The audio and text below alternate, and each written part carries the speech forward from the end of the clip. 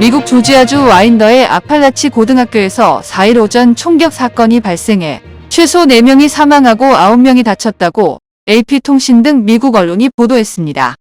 이 학교에 다니는 14세 학생 콜트 그레이를 용의자로 현장에서 체포했으며 사망자 2명은 교사, 2명은 학생으로 확인되었습니다. 용의자는 신고받고 출동한 학교 보안 담당 요원과 대치하자마자 항복했습니다.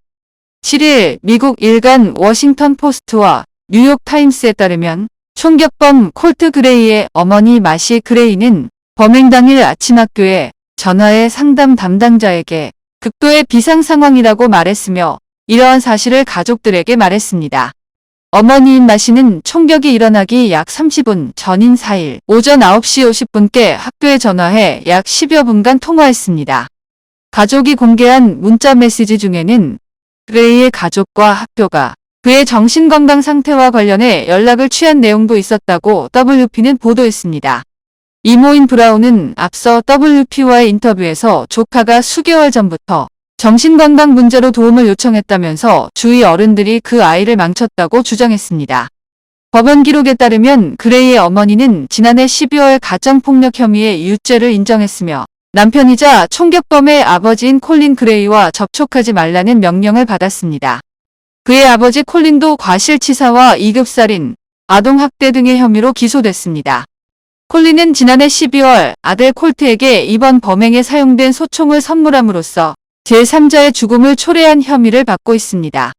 미국에서 14세 총격범의 아버지도 아들에게 총을 사줬다는 이유로 살인 혐의로 기소되면서 어디까지 부모의 법적 책임이 있는지 뜨거운 감자로 떠올랐습니다.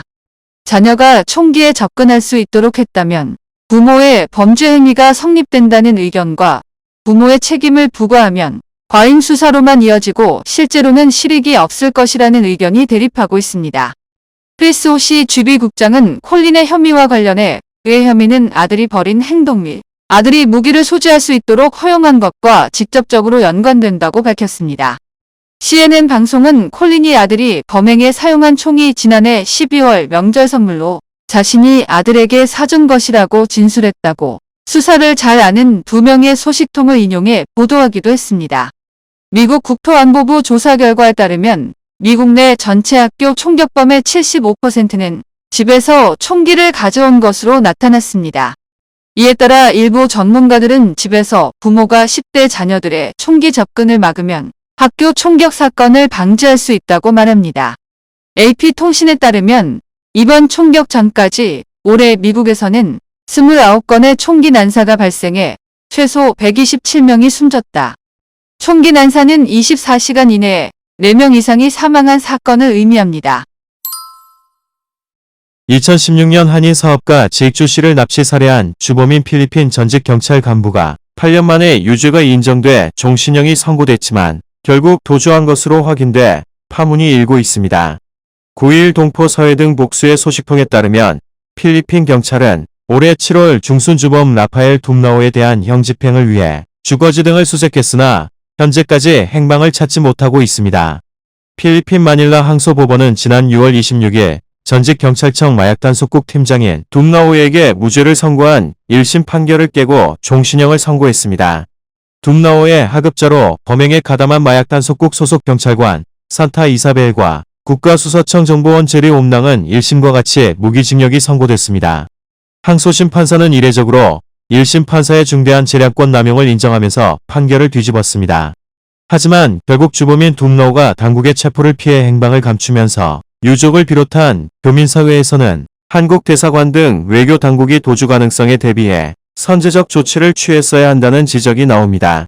둠나오는 로드리고 두테르테 전 대통령이 재임 기간에 주도한 마약과의 전쟁 당시 경찰청 마약단속국 팀장을 지낸 조직 내 실세로 퇴임 후에는 변호사로 활동해왔습니다. 따라서 항소심에서 유죄가 인정될 경우 그가 지닌 역량과 인맥 등을 감안할 때 도주할 공산이 크다고 해당 사건에 정통한 관계자들은 예상해왔습니다. 하지만 필리핀 사법당국과 한국 대사관에 이렇다 할 조치가 없었기 때문에 선고부터 집행까지 약 2주가 지나는 동안 한인 살해범에게 법망을 빠져나갈 시간을 벌어준 게 아니냐는 비판이 나왔습니다. 필리핀 사법 체계의 경우 유죄가 선고된 피고인에 대한 형집행 전까지는 불구속 상태가 유지됩니다. 특히 한국 대사관이 필리핀 사법 체계에 직접 개입할 수는 없더라도 신병을 확보해 처벌이 이루어지도록 당국에 적극적으로 요구했어야 한다는 점에서 사법 공조 부실 지적이 불가피합니다. 지 씨는 2016년 10월 18일 앙헬레스시 자택에서 이사벨과 옴낭에 의해 납치된 뒤 경찰청 마약단속국 주차장으로 끌려가 살해당했습니다. 수사 결과 이들은 다음 날 화장장에서 지 씨의 시신을 소각한 뒤 유해를 화장실에 유기했습니다. 필리핀 검찰은 수사를 통해 이듬해 둠나오 등 5명을 재판에 넘겼고 1심 결과가 나오는 데만 약 6년이 걸렸습니다. 지난해 6월 이사벨과 옴낭은 무기징역을, 둠나오는 무죄를 선고받았습니다. 나머지 2명 중 1명은 수사에 협조해 국가 증인으로 풀려났고 다른 1명은 신종 코로나 바이러스 감염증에 걸려 사망했습니다.